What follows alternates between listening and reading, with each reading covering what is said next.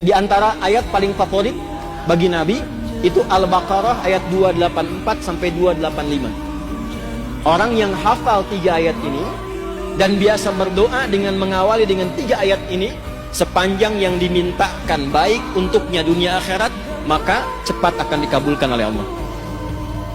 Itu ada di hadis. Ya.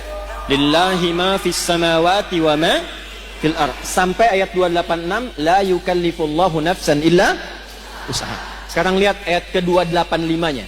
Amanar rasulu bima unzila ilaihi mir rabbih wal mu'minun tu ini.